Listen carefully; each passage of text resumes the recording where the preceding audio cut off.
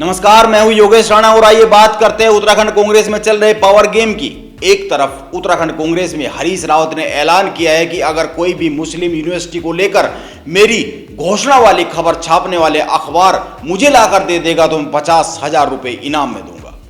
उनका साफ साफ कहना है कि दुनिया में कोई ऐसा अखबार ही नहीं है, ये कोई खबर ही नहीं छपी है और मैंने कभी ऐसा कुछ कहा ही नहीं है। यह सब भाजपा की IT सेल की षड्यंत्रकाली कूट रचना है। दूसरी तरफ नेता प्रतिपक्ष की दौड़ में हरीश धामी के अलावा यशपाल आर्य और बद्रीनाथ से विधायक राजेंद्र भंडारी का नाम जुड़ गया है और प्रीतम सिंह पहले से इस दौड़ में है ही। और ध्यान में रखना चाहिए कि 21 मार्च को उत्तराखंड कांग्रेस अपनी हार और दुर्दशा के कारण तलाशने के लिए देहरादून में एक बैठक कर रही है। इसीलिए आइए कांग्रेस की दुर्दशा के कारणों पर ही बात कर लेते हैं। राहुल गांधी पर आज कोई बात करना नहीं चाहता है, जबकि आज देश के राजनीतिक चिंतकों में सबसे ज्यादा बात उन्हीं पर होनी चाहिए। मजबूत लोकतंत्र के लिए मजबूत विपक्ष की जरूरत होती है और राहुल गांधी के कारण आज देश की राजनीति में विपक्ष के नाम पर कुछ भी नहीं है। राहुल और प्रियंका को सबसे पहला काम यह करना चाहिए कि उनको कांग्रेस छोड़ देनी चाहिए।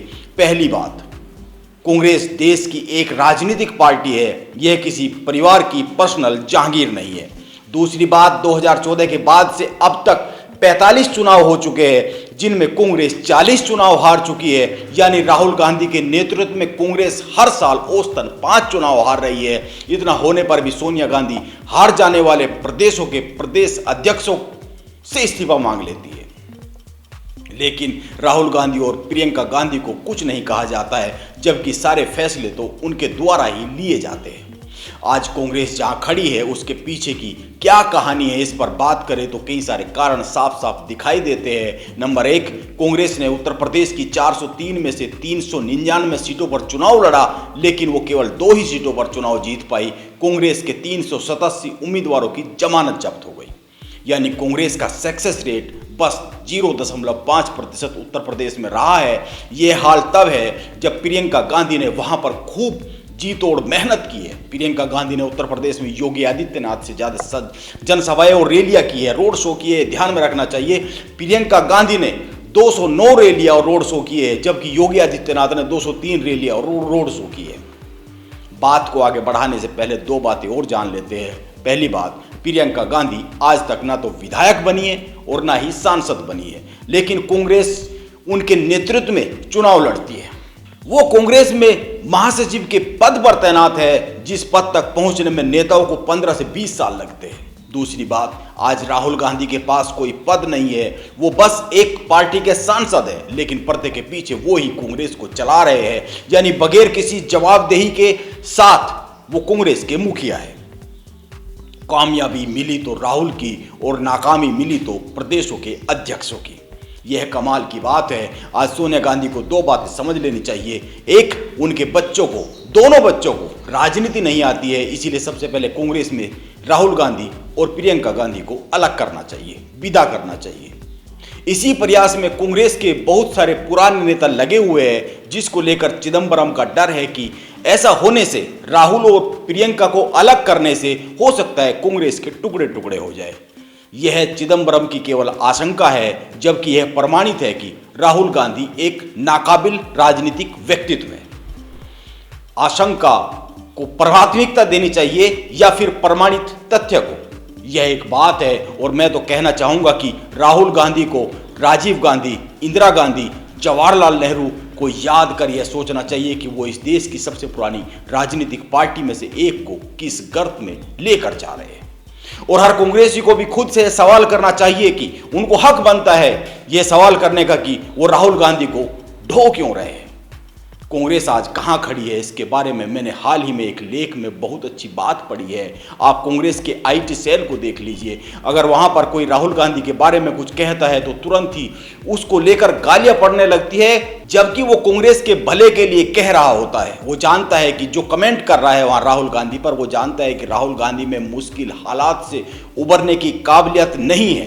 दरअसल इस देश में जो भी राहुल गांधी पर सवाल उठा रहा है वो उदार विचारधारा का आदमी है, यह माना जाना चाहिए। लेकिन कांग्रेस की IT सेल उसको एक ऐसे आदमी को कांग्रेस से दूर कर देती है जो कांग्रेस का स्वाभाविक वोटर है। कांग्रेस का स्वाभाविक वोटर वही है जो उदार विचारधारा का आदमी है।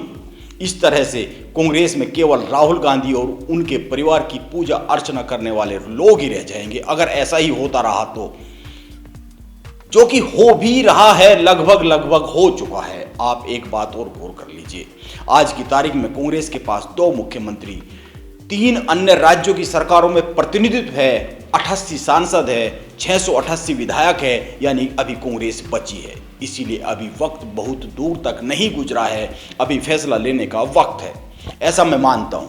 कांग्रेस G23 ग्रुप का सीधा सीधा कहना है कि आज जरूरत है गांधी परिवार को कांग्रेस का नेतृत्व छोड़ देना चाहिए, किसी अन्य को नेतृत्व दिया जाना चाहिए। भाजपा का शुरू से लेकर आज तक एक ही मूल मंत्र है और वो है हिंदुत्व। लेकिन राहुल गांधी के नेतृत्व में कांग्रेस आज तक यह नहीं समझ पा रही है कि वो हिंदुत्व को अपनाए या उसका विरोध करे। ऐसा इसलिए है क्योंकि ऊपर से ही कुछ स्पष्ट नहीं है, साफ तस्वीर ऊपर से ही नहीं बनती है, इसीलिए कार्यकर्ता तय ही नहीं कर पा रहा है कि उसको करना क्या है। इसीलिए ऊपर से नीचे तक पूरा धुंधल का है, जिसके छटने के आसार अभी दिख नहीं रहे हैं। इसीलिए मैं कह रहा हूं कि कांग्रेस को बड़े फैसले लेने चाहिए, सोनिया गांधी को बड़े फैसले लेने चाहिए। इसीलिए मैं कह रहा हूं कि हरीश रावत उत्तराखंड में हार के बाद अपनी ही एक धुन में है। वो हार के उन कारणों की समीक्षा कर रहे हैं, अकेले कर रहे हैं, जबकि हार के कारणों की सामूहिक समीक्षा 21 तारीख को होनी है। और नेता प्रतिपक्ष और प्रदेश अध्यक्ष पद के लिए भी अपनी अलग अलग मंडली अलग अलग तरीके से जुगत बिड़ाने में लगी हुई है, जबकि जीतने के लिए भी सामूहिक प्रयास होने चाहिए और हार के बाद उनके कारण ढूंढने के लिए और कारण ढूंढने के बाद दोबारा खड़े होकर जूझने के लिए भी सामूहिक प्रयास होने चाहिए, जो उत्तराखंड में भी नहीं दिखते हैं और देश की कांग्रेस की राजनीति में भी नहीं दिखते हैं। अब देखते हैं इन मौजूदा हालात से कांग्रेस कितना सबक लेगी और कितना खड़ा होने का प्रयास करेगी। नमस्कार, आप बने रहे मेरे साथ।